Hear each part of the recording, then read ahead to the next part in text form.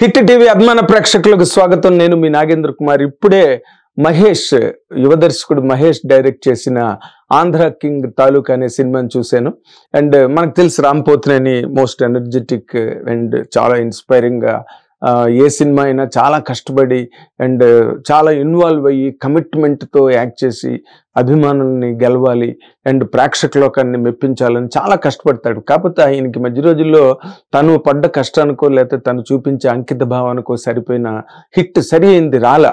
అప్పుడే 4-5 సినిమాలుగా మనకి చూస్తే కనుక అందరూ మళ్ళీ మంచి డైరెక్టర్లే చేశారు.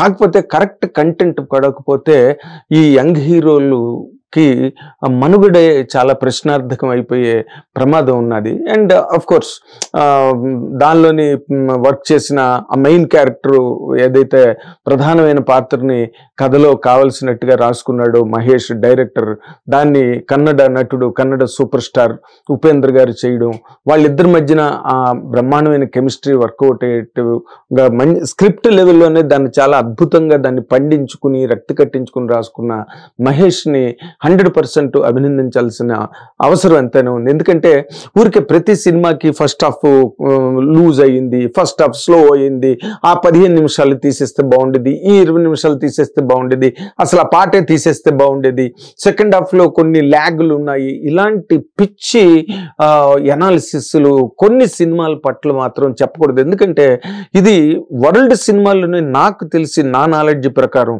ఈ వరల్డ్ సినిమాలోనే first of its kind film ఇది.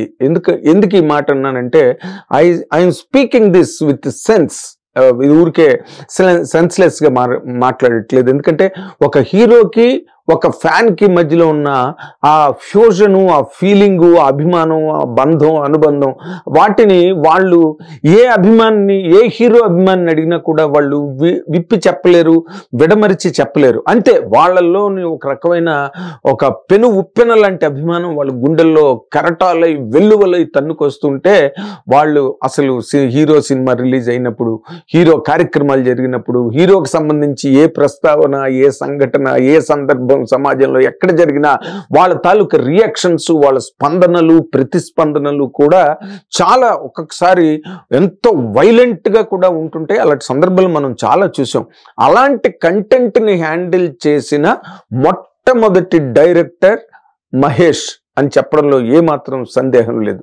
ఎందుకు అలాంటి కథని తను ఒప్పుకున్నందుకు కూడా నేను రామ్ పోతినేని నేను ప్రత్యేకంగా అభినందిస్తున్నాను ఈ సందర్భంలో. ఎందుకంటే అక్కడ దీనిలోని ఒక టెక్నికల్ ఇష్యూ పాయింట్ ఉన్నది.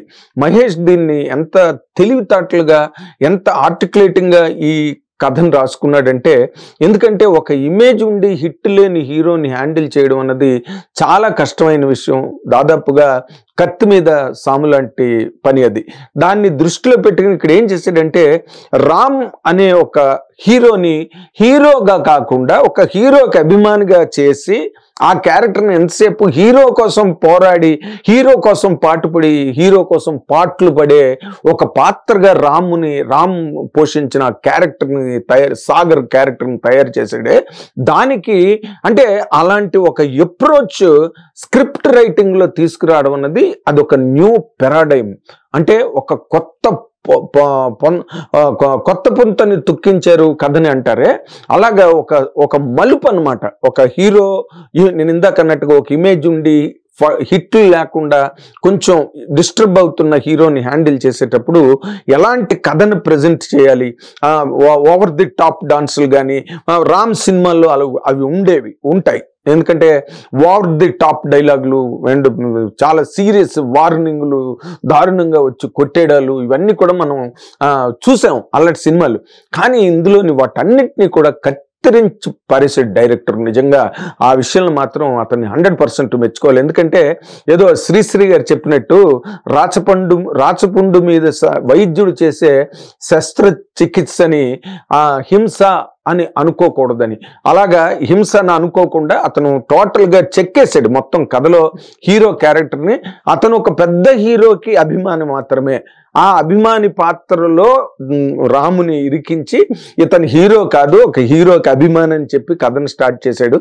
అక్కడ he one the marks as a writer. చాలా బ్రిలియంట్ థాట్ అది ఒక రైటర్గా మాట్లాడాల్సి వస్తే కనుక అలాంటి కథని అంటే అభిమానులకి హీరోలకి ఇది యాక్చువల్గా చెప్పాలంటే హీరోలు కూడా అందరూ చూడాలి సినిమాని, ప్రతి హీరో చూడాలి. వరల్డ్ సినిమాని అడ్రస్ చేసే సినిమా ఇది. ఎందుకంటే ఏ లాంగ్వేజ్లోనైనా ప్రతి హీరోకి అభిమానులు ఉంటారు, చాలా వీరాభిమానులు ఉంటారు, వీర సైనికులు ఉంటారు, అవన్నీ మనం చూసాం.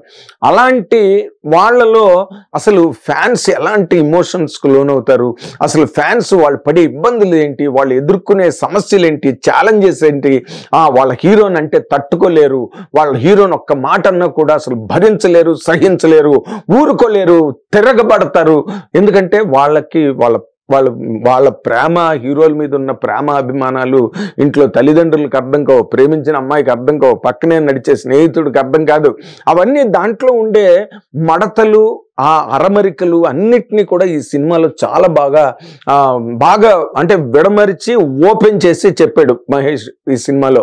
ఎందుకంటే అందులో ప్రతి చోట హీరో చూపించే ఆ తెగింపు ఏదైతే ఉంటుందో తన అభిమాన కథానాయకుడి గురించి, ఆ సందర్భాలన్నిట్లో కూడా హీరోయిన్ అడుగుతుంది, అసలు నువ్వెవడో కూడా తెలియదురా ఆ హీరోకి, నువ్వేంది అసలు, నువ్వు ఇలాగా ఇవన్నీ ఏంటని చెప్పి హీరోయిన్ అడుగుతుంది.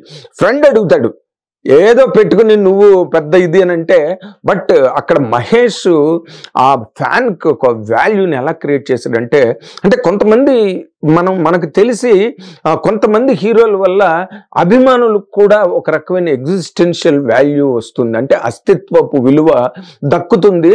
అలాంటి సందర్భాలని ఇందులో గొప్పగా ప్లేస్ చేశాడు మహేష్. అండ్ అంటే తను హీరోని కలిసినప్పుడు, తన అభిమాన కథానాయకుని కలిసినప్పుడు చెప్తాడు ఏమని, ఇది నువ్వు అన్నీ నాకు ఇచ్చావు, నాకు మాట్లాడడం నేర్పావు, నాకు బతకడం నేర్పావు, గర్వంగా నిలబడడం నేర్పావు, పందాన్ని గెలిచే ఒక శక్తిని నువ్వు నీ మాటల ద్వారా, నీ సినిమాల ద్వారా నేను పొందాను అని చెప్పి తను ఒక ప్రయోజకుడై ఆ ఊర్లోని లైటే లేదు, గంటలు పిల్లలు తప్పిపోతారేమో మెడకి గంటలు కట్టే ఒక అధ్వానపు పరిస్థితుల్లో ఉన్న ఒక లంకకి ఒక థియేటర్ కోసం, అంటే తన అభిమాన కథానాయకుడి కోసం ఏకంగా తెగించి ఒక థియేటరే కట్టేసే ఒక స్టేజ్కి ఒక అభిమాని.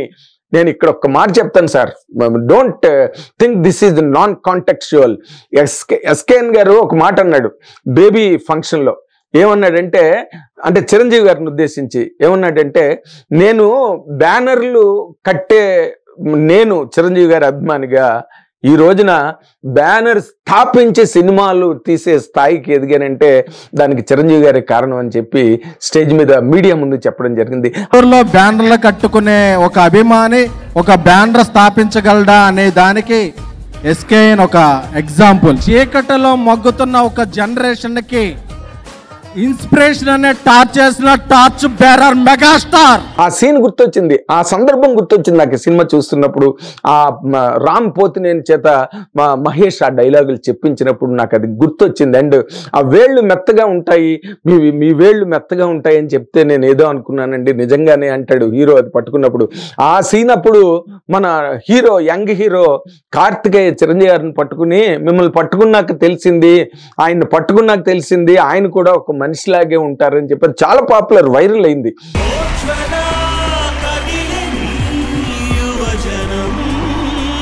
ఈరోజు ఆయన పట్టుకున్నా అంటే నాకు అప్పుడు రియలైజ్ అయ్యా, ఓకే మనిషిలాగానే ఉంటారు ఆయన అని.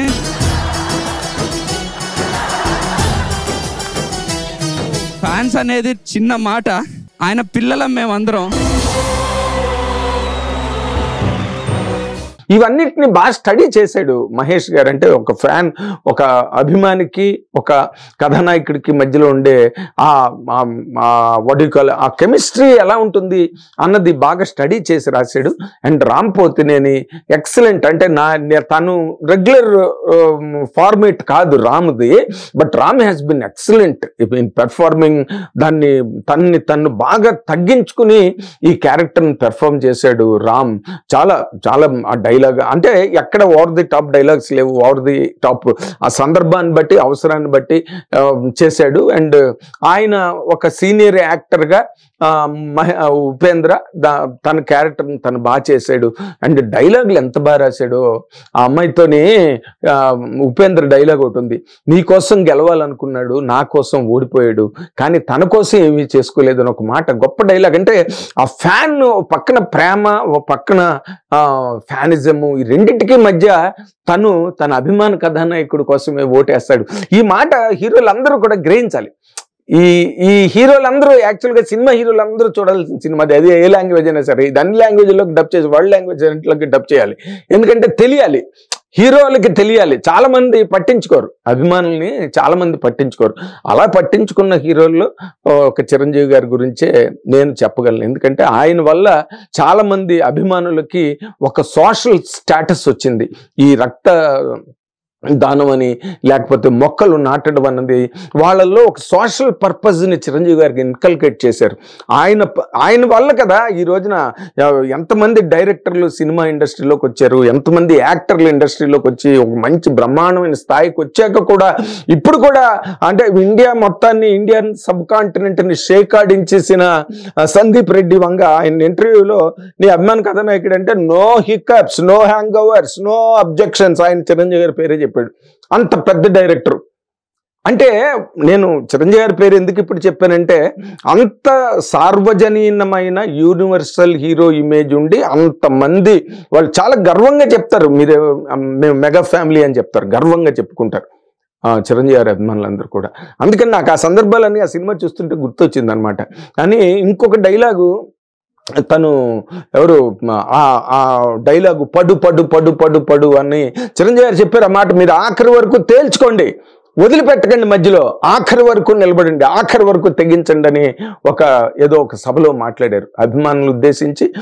మీ జీవన గమ్యాలను చేరుకునే మార్గంలో మీకు ఎటువంటి ఆపదలు, అనివార్యమైన ఇబ్బందులు మీకు ఎదురైనప్పటికీ కూడా మీరు వాటికి ఎదురొడ్డి నిలబడండి, వాటితో పోరాడండి, ఆఖరి వరకు నిలబడండి, గెలవండి అని చెప్పి ఒక గొప్ప పిలుపునిచ్చిన హీరోగా చిరంజీవి గారి పేరు నేను ఇక్కడ గుర్తు చేస్తాను. అదే ఈ సినిమాలో రిఫ్లెక్ట్ అయింది. ఏమో మరి చిరంజీవి గారి తాలూకా ఇమేజ్ని గట్రా దృష్టిలో పెట్టుకున్నాడేమో మహేష్ ఈ కథ రాసినప్పుడు, నాకు తెలియదు. కానీ బట్ ఆ పాయింట్లన్నీ కూడా బాగా వర్కౌట్ అయ్యాయి. అండ్ ప్రతి డైలాగు సినిమాలోని నేను ఎక్కువ 1, 2, 3, 4 సార్లు నేను మహేష్నే మెచ్చుకుంటాను. ఎందుకంటే అతను ఆ విధమైన కథను రాసుకున్నప్పుడు. అండ్ మైత్రి మూవీ మేకర్స్ని కూడా ఈ సందర్భంలో, ఎందుకంటే వాళ్ళు అంత పులులు సింహాలని వేటాడే పెద్ద పెద్ద వేటగాళ్ళు వాళ్ళు. అంటే పెద్ద సినిమాలు 1000 కోట్లు 2000 కోట్లు ఇలాంటి సినిమాలు తీయడంలో వాళ్ళు సిద్ధహస్తులు, బ్రహ్మాండమైన గ్యాంబ్లింగ్ చేయగలిగే కెపాసిటీలు ఉన్న నిర్మాతలుగా అల్లు అరవింద్ గారు చెప్పారు. ఈ రోజున ఇండియాలో పేరు చెప్పాలంటే మైత్రి మూవీ మేకర్స్ని మించిన పెద్ద బ్యానర్ లేదని చెప్పి ఒకరోజు అల్లు అరవింద్ గారు లాంటి ఒక గేఎస్ ప్రొడ్యూసర్ చెప్పడం చాలా గొప్ప విశేషం. అలాంటి వాళ్ళు ఇలాంటి కథను తీసుకుని ఇది ఒక రకమైన డిఫరెంట్ స్టోరీ ప్లేన్, ఒక కొత్త కథని చెప్పాడు. రేపు సినిమా ఎలాగ ఆడుతుంది, ఎంత ఆడుతుంది, ఎంత కలెక్ట్ చేస్తుంది నేను చెప్పలేను. కానీ ఇట్ ఈస్ నాట్, చాలా మంది రాస్తున్నారు, చాలా బాగా కెమిస్ట్రీ వర్కౌట్ అయిపోయింది. మా అమ్మాయి భాగ్యశ్రీ బోర్సేకి అండ్ రామ్కిని. అసలు ఈ సినిమా అనేది ప్రేమ కథ కాదు, ఈ ప్రేమ కథే. అలాగా అది ఒక హీరోకి ఫ్యాన్కి మధ్యలో ప్రేమ కథ ఇది. దానికోసం అన్నీ త్యజించి, దానికోసం అన్నిటిని విస్మరించి, దానికోసం అన్నిటితో పోరాడి, పోటీ పడి, అన్నిటిని ఎదుర్కొని చేసిన ఒక కథ. అండ్ బ్రహ్మాండంగా టేకింగ్ ఉంది. కాకపోతే పాటలే ఇలాంటి సినిమాకి మంచి పాటలు పడి ఉంటే, ఎందుకు ఎలాగా అతను కొంచెం back in the decades atmosphere create చేశాడు. అవన్నీ వాక్మెన్లు గట్ట అవన్నీ పెట్టినప్పుడు ఆ టైం మ్యూజిక్ ప్రజెంట్ చేస్తే బాగుండేది. ఆ క్రిస్టియన్ చాంటింగ్ లాంటి పాటలు అవి వినలేకపోతున్నాము. ఆర్ఆర్ చాలా బాగా చేశారు వాళ్ళు, తమిళ డైరెక్టర్లు, కొత్త మ్యూజిక్ డైరెక్టర్లు. కానీ పాటలు మన మణిశర్మ గారు, మన కీరవాణి గారు, మన వాళ్ళు చేసే ఆ కైండ్ ఆఫ్ మెలోడీ ఏదైతే ఉందో అలాంటి, పైగా అప్పుడు ఇళయరాజా గారు మంచి భూమిలో ఉన్నాడు, ఆయన మ్యూజిక్, మహాదేవన్ గారి మ్యూజిక్, అలాంటిది ఏదైనా రిపీట్ చేస్తే పాటలు బయటకు వచ్చి కనెక్ట్, ఒక పాట గుర్తుండదు. మరి ఆ డైరెక్టర్లు అలా చేయించుకుంటున్నారా, లేకపోతే ఆ మ్యూజిక్ డైరెక్టర్లకి అంతకన్నా రాదా మనకు తెలియదు. కానీ బట్ సంగీత పరంగా ఆర్ఆర్ చాలా బాగుంది, కానీ ఒక్క పాట కూడా బాగోలేదు. బయటకు వచ్చాక ఏ పాట గుర్తుండదు. సీన్లు గుర్తున్నాయి, డైలాగులు గుర్తున్నాయి తప్పితే పాటలు గుర్తులేవు. బట్ ఇక్కడ మైత్రి మూవీ మేకర్స్ని కూడా చెప్పిన కథని జాగ్రత్తగా అర్థం చేసుకుని, డైరెక్టర్ని నమ్మి ఈ కథని నమ్మి డైరెక్టర్ తాలూకా కమిట్మెంట్ డెడికేషన్ నమ్మి సినిమా చేశారు, లేకపోతే ఈ సినిమా జరిగి ఉండేది కాదు. ఎందుకంటే హీరోకి ఫ్యాన్కి మధ్యలో కథ ఏంటయ్యా బాబు పక్కెళ్ళి అని చెప్పే అవకాశం ఉన్న కథని అలాగా చేయడానికి అవకాశం ఇచ్చి దానికి తగినంత డబ్బు ఖర్చు పెట్టడానికి బడ్జెట్ ఇచ్చి మైత్రి మూవీ మేకర్స్ 100% నేను ఈ సందర్భంగా మెచ్చుకుంటున్నాను. మీరు ఇలాంటి సినిమాలు తీయాలి సార్. రవి గారికి ఆయన నవీన్ గారికి ఇద్దరికి చెప్తున్నా, ఇలాంటి సినిమాలు చేసినప్పుడు కొత్త థాట్ బయటకు వస్తుంది, కొత్త సినిమాలు బయటకు వస్తాయి.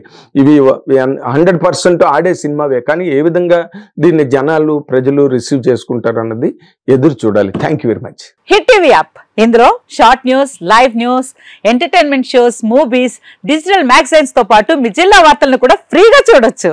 ఇంకెందుకు ఆలస్యం, వెంటనే హిట్ టీవీ యాప్ ని డౌన్లోడ్ చేసుకుని ఫ్రీగా ఎంటర్టైన్మెంట్ పొందండి. Hit TV app. Hit TV app. Please download hit TV app. Hit TV app ని ఫ్రీగా డౌన్లోడ్ చేసుకొని ఎంజాయ్ చేయండి. మీకు నచ్చిన ఎంటర్టైన్మెంట్ కోసం హిట్ టీవీ యాప్ ని ఫ్రీగా డౌన్లోడ్ చేసుకొని ఎంజాయ్ చేయండి. హిట్ టీవీ యాప్ ని డౌన్లోడ్ చేసుకుని ఆస్వాదించండి, ఆశీర్వదించండి. ఇంతమంది సెలబ్రిటీలు హిట్ టీవీ యాప్ ని డౌన్లోడ్ చేసుకోండి అని చెప్తున్నారంటే ఎంత మంచి యాప్ ఆలోచించండి. అమెరికా అమెరికా అమెరికా అమెరికాలో చదవాలనుకునే వాళ్ళకి విశ్వసనీయమైన పేరు మన శౌర్య కన్సల్టెన్సీ. UK లో 1 year masters, UK లో 1 year masters, 2 years work permit up to 5 years visa. Contact Saurya Consultancy. Contact 89851 89851.